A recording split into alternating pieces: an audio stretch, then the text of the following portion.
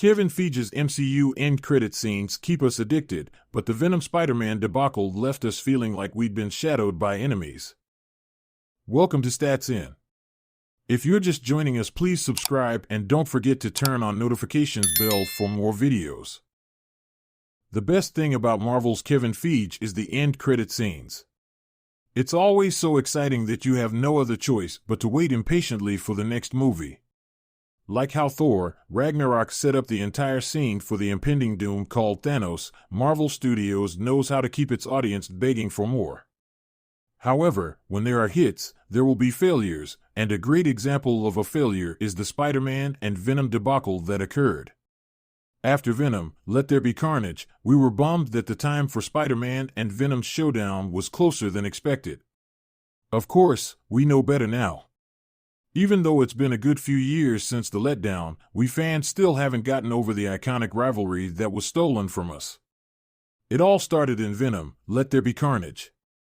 As Venom's Eddie Brock and Tom Hardy sit in their hotel room, they are greeted by strange voices and eventually transported to a different world, that of Kevin Feige's MCU.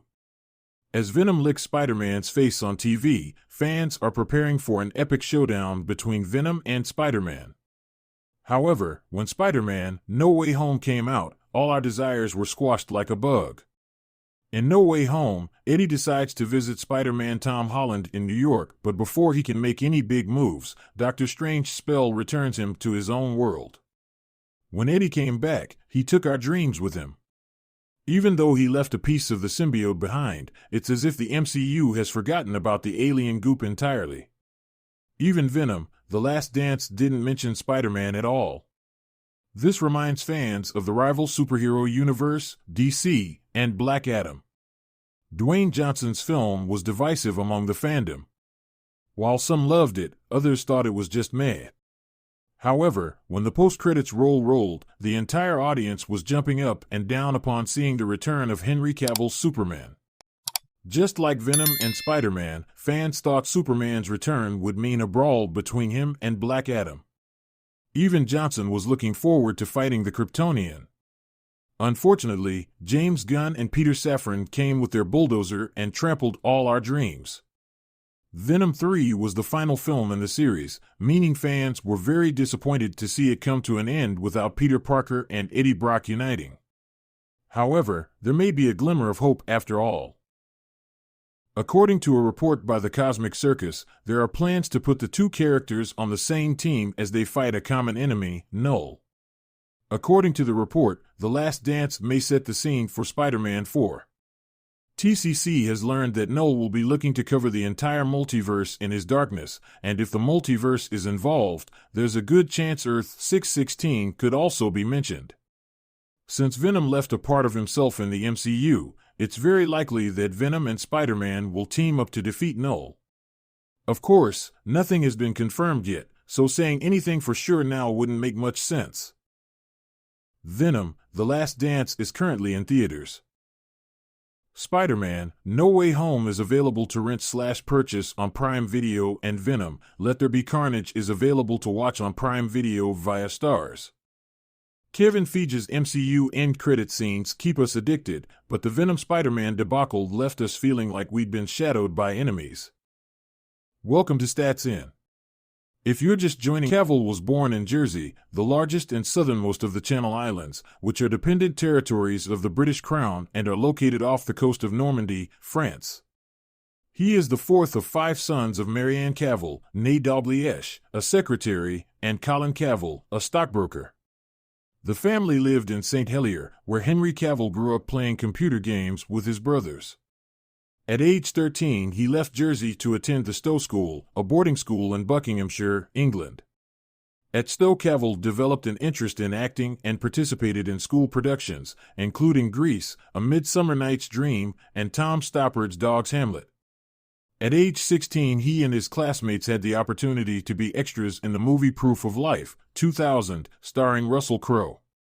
While on set, Cavill introduced himself to the recent Oscar winner, who encouraged him to pursue acting professionally.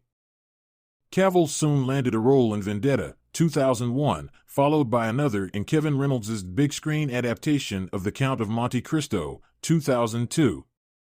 For the part of Albert Mandigo, Cavill, who has said that he was teased for being overweight as a kid, was encouraged to lose several pounds.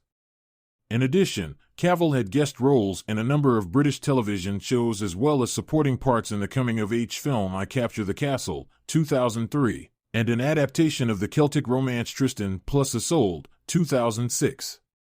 During this period, Cavill auditioned for several iconic roles, including Superman and James Bond, which ultimately went to Brandon Routh in Superman Returns and Daniel Craig in Casino Royale, both 2006, respectively. Those setbacks led him to consider following in the footsteps of two of his elder brothers and joining the armed forces. In 2007, however, Cavill garnered his first leading role in The Tudors, a cable series following the exploits of Henry VIII, played by Irish actor Jonathan Rhys-Meyers. Cavill portrayed Charles Brandon, a loyal courtier to the king.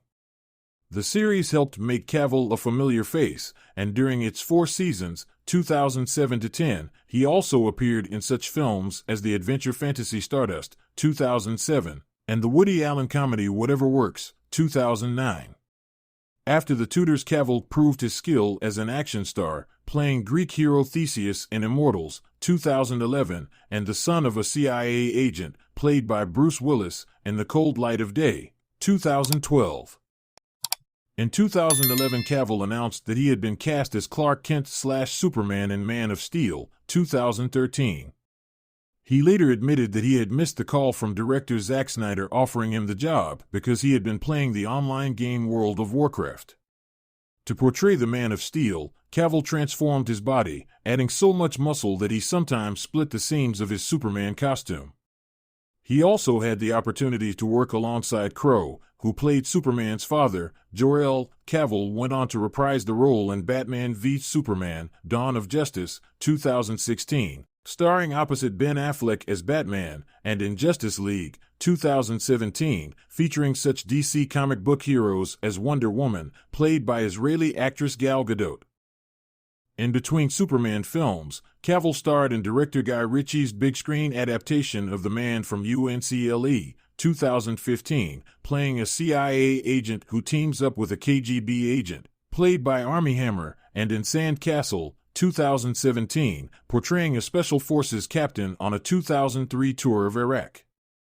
Cavill then played the main antagonist in Mission Impossible Fallout, 2018, the 6th installment of Tom Cruise's Mission Impossible series. In 2019, he assumed the lead role in the hit Netflix series The Witcher, based on the novels by Polish author Andrzej Sapkowski, whose sources include Polish mythology and Slavic folklore. Cavill played Sherlock Holmes, the elder brother of aspiring sleuth Enola Holmes in the movies Enola Holmes, 2020, and Enola Holmes 2, 2022. In 2022, Cavill had a cameo as Superman in Black Adam, renewing speculation that he was planning a return to the role 5 years after Justice League. Cavill confirmed the rumors in the fall, but a couple of months later he wrote on Instagram that the studio had decided to go in a different direction,